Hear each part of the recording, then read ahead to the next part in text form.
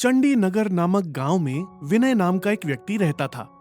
वो खुद को सबसे बुद्धिमान और सबसे धैर्यशाली समझता था। अपनी हरकतों से अपनी अति बुद्धि का प्रदर्शन करते हुए लोगों को परेशान करता रहता था। एक दिन विनय कहीं जा रहा था। रास्ते में एक आदमी के हाथ में नारियल देखा तो उस नारियल को उससे छीनना चाहा। फिर गुस्से से अपना चेहरा बनाकर कहा, अरे ये नारियल मेरा है, तुम कहाँ लेकर जा रहे हो? वो गुस्से से कहता है, ये मेरे पेड़ का नारियल है, तुम्हारा कैसे हुआ? विनय ये सुनकर हंसने लगता है। यह देखकर उस व्यक्ति को कुछ समझ में नहीं आता। फिर हंसना छोड़कर विनय कहता है, माना वो पेड़ तुम्हारी है, लेकिन फिर ढलान रहने के कारण मेरी जमीन से ऑक्सीजन ले रहा है और नारियल भी मेरी जमीन में गिरा, इसलिए ये मेरा है। कहकर विनय जबरदस्ती वो नारियल उससे छीनकर वहां से चला जाता है। वो व्यक्ति उसे आश्चर्य से देखते रह जाता है। विनय की ऐसी हरकतों की वजह से सारा गांव परेशान रहता है। एक दिन दूसरे गांव से अजय अपने सर पर कपड़ों की गठरी रखकर बेचने के लिए उस गांव आता है। कपड़े ले लो, कपड़े, नए नए फैशनेबल कपड़े। इस तरह पूरा गांव घूमकर धूप ज्यादा होने के कारण थककर एक घर के चबूतरे पर बैठकर आराम करने लगता है। इतने में उस गांव का मुखिया राजा राम भी वहीं आकर अजय के पास बैठकर उसके कपड़ों के व्यापार के बारे में पूछने लगता है। इससे अजय भी उस गांव के मुखिया को अपना सर हिलाकर बिजनेस ठीक नहीं है कहता है। राजा राम का उतरा चेहरा देखकर अजय कहता है, क्या हुआ राजा राम, क्या प्रॉब्लम है? हमारे गांव में सबको ट्रबल देने वाले विनय के बारे में पता है ना? हाँ हाँ, सुना था मैंने। क्या वो आपको भी ट्रबल दे रहा है?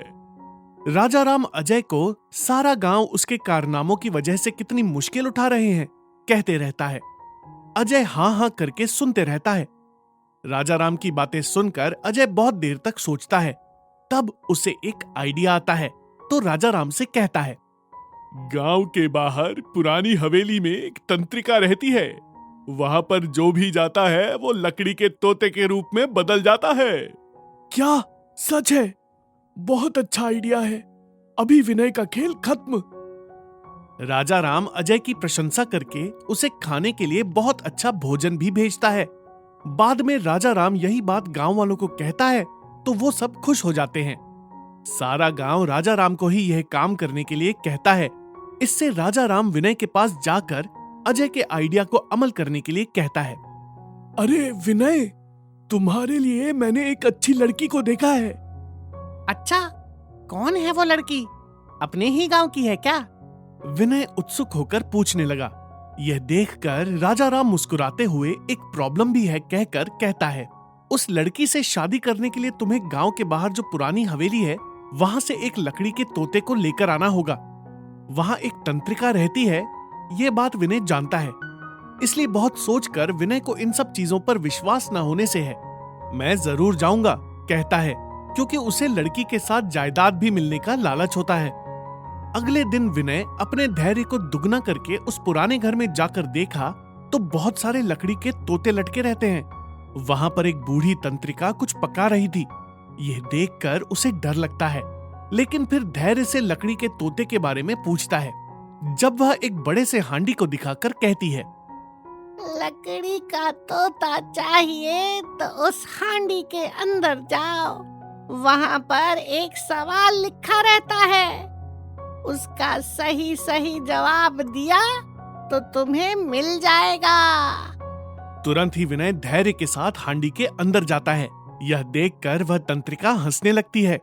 बहुत अच्छे, इस हांडी से जो भी निकलेगा लकड़ी का तोता ही होगा। तुम बाहर निकलने के लिए मुझे लकड़ी का तोता बनना है, कहना। यह सुनकर विनय अपना सर पकड़ लेता है। उसे कुछ समझ नहीं आता। अगर वो सच में लकड़ी का तोता बन जाऊं कहेगा तो कहीं लकड़ी का तोता बन गया तो मैं भी लटकते रहूंगा। अगर ऐसे नहीं किया तो इस हांडी के अंदर ही रह जाऊंगा। अब इस तंत्रिका की बातों पर कितना भरोसा करूं? बाद में फिर उससे भूख बर्दाश्त नहीं होती तो जो होगा देखा जाएगा कहकर मुझे लकड़ी का तोता बनना है कहता है। तुरंत ही विनय एक लकड़ी के तोते के रूप में बदलकर लटकने लगता है। यह देखकर तंत्रिका हंसती हुई पकाने लगती है। गांव वाले एक हफ्ते बाद भी विनय वापस ना आने पर उससे जान छूटी कहकर खुशी से उत्सव मनाते हैं। पानी में परछाई। काकापुर नाम का गांव हुआ करता था। वहां पे काशी नाम का किसान रहा करता था। वो अपने पास रहे कुछ पैसों से जमीन खरीदा। एक दिन काशी जाते समय एक आदमी ने उसे पुकारा, अरे काशी, सुना है तुमने वो चुड़ैल वाले कुएं के पास जो जमीन है उसे खरीदने जा रहा है? सच है क्या? हाँ सच है। खरीदने नहीं बल्कि मैंने खरीद लिया है, लेकिन उस कुएं में कोई चुड़ैल नहीं है, कहकर काशी हंसते हुए चला गया। तो वो आदमी काशी के तरफ तरस नजरों से देखा। काशी उस जमीन के पास आकर इंजन लगाकर एक बड़ा नल्ला कुएं में डालकर स्टार्ट किया, पर पानी नहीं आया। ये क्या है, पानी क्यों नहीं आ रहा है? सोचकर फिर से स्टार्ट किया, फिर भी पानी नहीं आया। उससे वो गहरी सोच में पड़ा। कुआं तो पानी से पूरा भरा हुआ है, पानी क्यों नहीं आ रहा है? सोच के वो सर पकड़ के बैठ गया। वो अंदर झांकते हुए कुएं में जब देखा तो उसे एक आइडिया आया।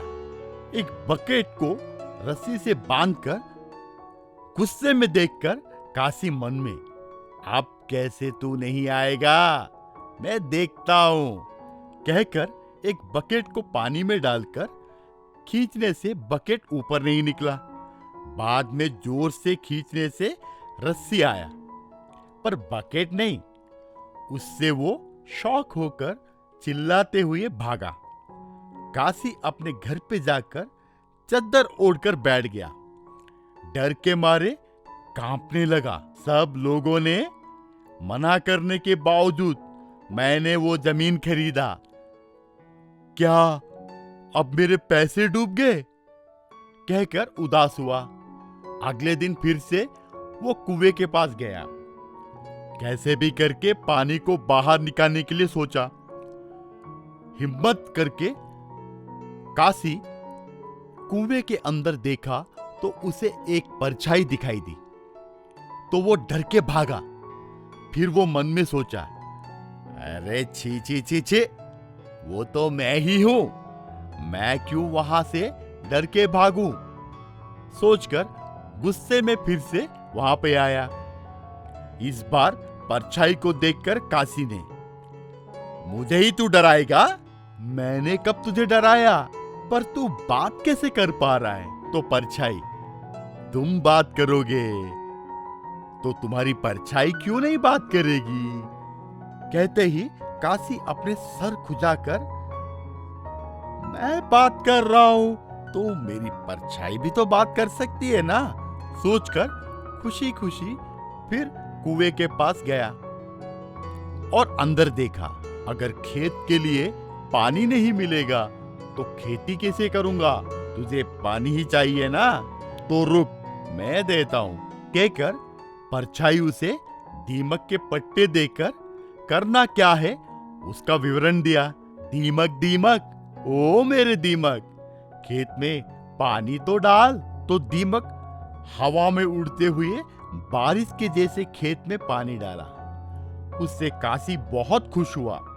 खेत में फसल अच्छे उगने के कारण उसे पैसे भी ज्यादा मिले।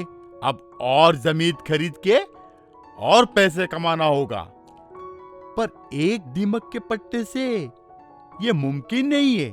सोचकर वो फिर कुएं के पास गया और फिर कुएं में परछाई से, पर उसकी बात जब काशी ने नहीं सुना।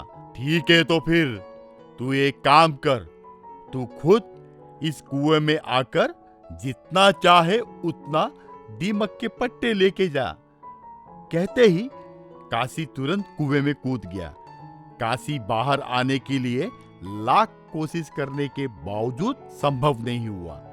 तो ऊपर खड़े एक आदमी से काशी ने, मुझे बचाओ बचाओ बचाओ। तो वो आदमी हंसते हुए मेरा भी तुम्हारे जैसा लालची मन था, इसलिए बाद में मैं परछाई बनकर जी रहा था। अब तुम्हारे वजह से इतने दिनों के बाद मुझे छुटकारा मिला, मैं अभी चलता हूँ। वो वहां से चला गया। काशी कुएं में परछाई बन के हमेशा के लिए रह गया।